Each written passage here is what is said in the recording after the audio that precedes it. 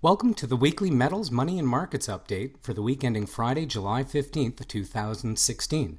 We're coming at you a day late because our host, Mickey Fulp, the Mercenary Geologist, was out in the field this week.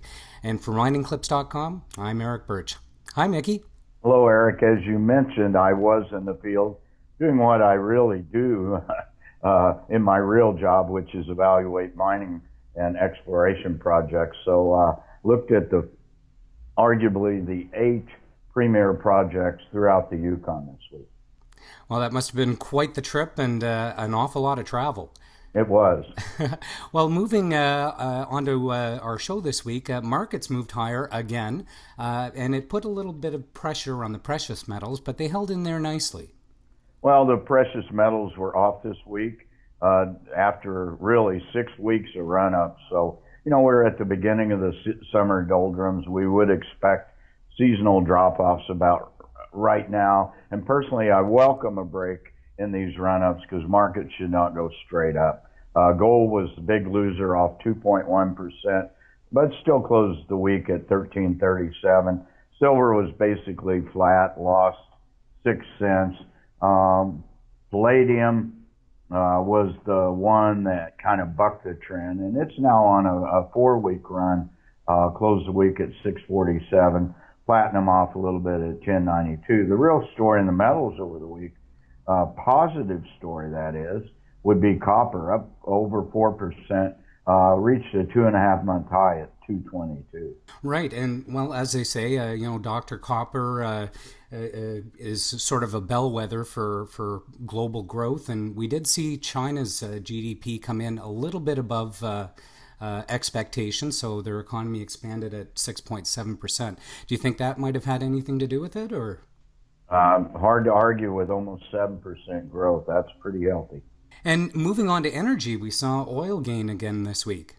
Well, it gained a little bit after a brutal 4 of the last 5 weeks. It touched $50, and once again, it has a lot of resistance, obviously, at that level over the last 4 weeks. But it was up almost 3% over the week, closed at 46.28. But there's still a lot of concern about oversupplies now.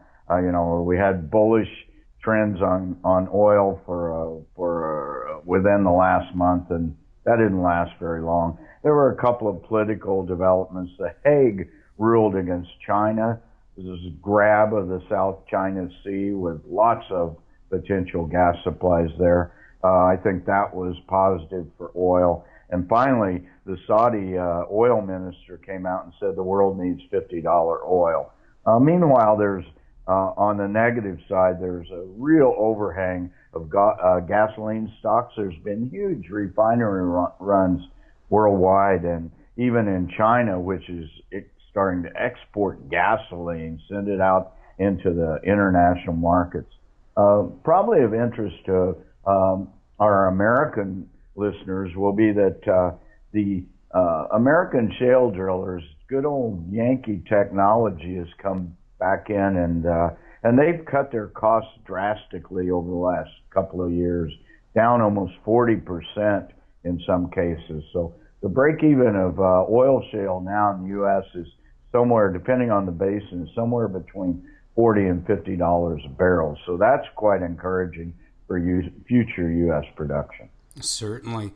And in currencies, the U.S. dollar is up for the 4th week in a row, and we also saw a little strength in the Canadian dollar as well. Yeah, we did. Before we get to that, I want to mention that uranium was down another 3%, and we expected a lackadaisical uranium market over the summer, but it's of a note. It closed at 25.75, and once again, it's touched that low since 2005. On to our currencies. The dollar and loonie both stronger. Dollar almost touched 97. It ended up at 96.68. Euro, of course, was down a penny in that rise up of the U.S. dollar. And meanwhile, the loonie had a good week, closed at 77 cents and change. Right. And moving on to markets, I guess post-Brexit, we've got less uncertainty, and the markets are moving to all-time highs. it seems like there's nowhere else to put your money right now. Well, the Fed continues blowing up the U.S. market stock bubble. U.S. markets, the Dow and both the S&P 500 set all-time highs, both up every day over the week, reaching by midweek the May 2015 highs and blowing right past. With the Dow closing at 18,517, way above its all-time high. S&P 500 2162, again an all-time high, not an intraday high, but a closing high.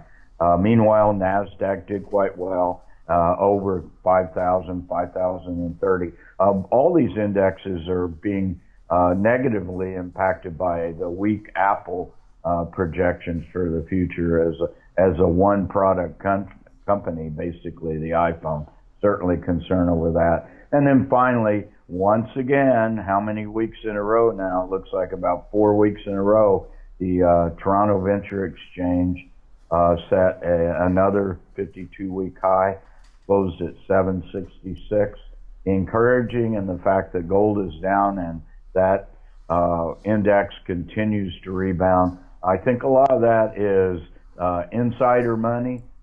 People like you and me who trade in this market. I'm not convinced that this is driven anymore at this time, except by people who are involved with junior resource stocks. I don't think the general public has come in, but despite the fact that we're trading money amongst ourselves, the interest is of encouragement.